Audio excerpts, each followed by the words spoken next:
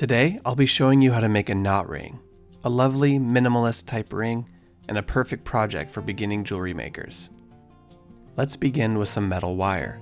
Today, I'll be using 14 karat rose gold, which is 100% recycled metal, so in that case, we can turn this wire frown upside down.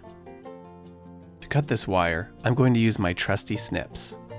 I don't have the measurement down to an exact science yet, but you're going to want somewhere between 2 3/4 inches to 3 inches long. It really depends on the ring size you're going for.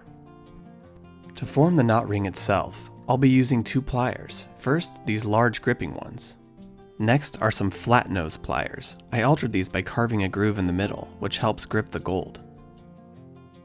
Now it's time to form the knot. I'll take my thumb and I'll press in the middle. This will bend the ends of the wire downward. I'll keep going until I sort of form a mountain shape. Now that we have our mountain, I'll take one end and I'll bend it over the other. I'll keep going until it sort of forms a fish. I'll then continue with that leading wire, bending it over and down, and then in between. Sort of like a rabbit poking its head out of a hole. So naturally, the easiest way to remember how to do this is mountain, fish, rabbit.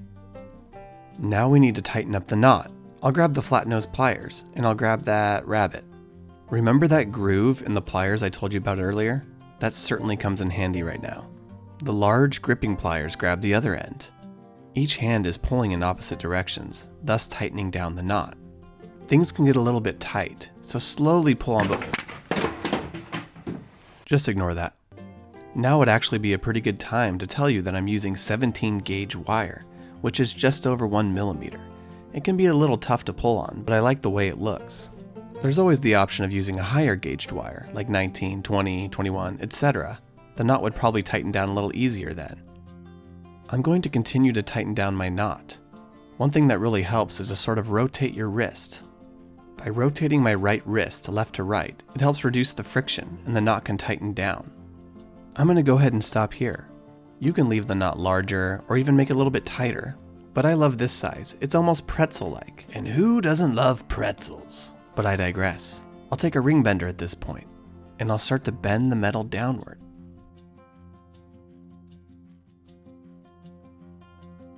At this point, I'm not worried at all about making it perfectly round. Rather, I just want to form a general ring shape.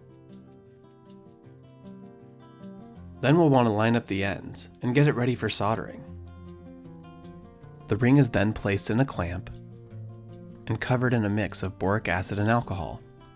Next, flux is added to the seam. This will help the solder flow. I'll next use my soldering pick. Grab a ball of solder, put it on the ring. Using the torch, I'll flow it into the seam. Now that the ring is soldered together, well, what kind of resembles a ring, we can throw it on a ring mandrel and begin to round it out. Using a rawhide mallet, I'll start to tap on the gold. One thing that really helps is to rotate the mandrel as you're hammering down. That way you can ensure all sections of the ring are rounded out. Don't be afraid to hit the knot a little bit. That just tightens it down even more and makes it look good. Another technique that works really well is to hammer on the side of the ring, pushing it down on the larger end of the mandrel. This will inevitably make the ring larger, but that's okay. I'd rather get the ring perfectly round and then size it down. And there you have it, a nicely rounded out knot ring. The ring came in about 1.5 sizes too big, so I'm going to use this marker and score the gold. I'll then run a saw blade directly through the marked line.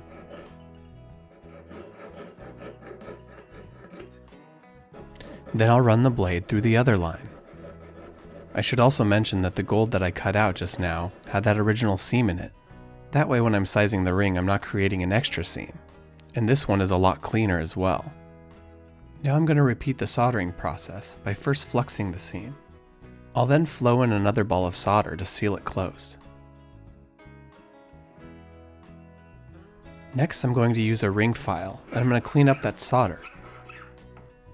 Using gentle strokes on the top of the gold, I blend everything together quite nicely.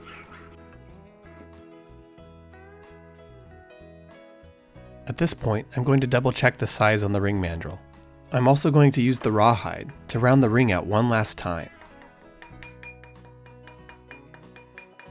To finish it out, I'm going to use a sanding wheel. I love these things. They easily brighten up the gold and they remove any little nicks and dings in the ring. I'll make sure to go over the knot slightly, almost like I'm glazing my favorite pretzel. I'll also hit the inside of the ring.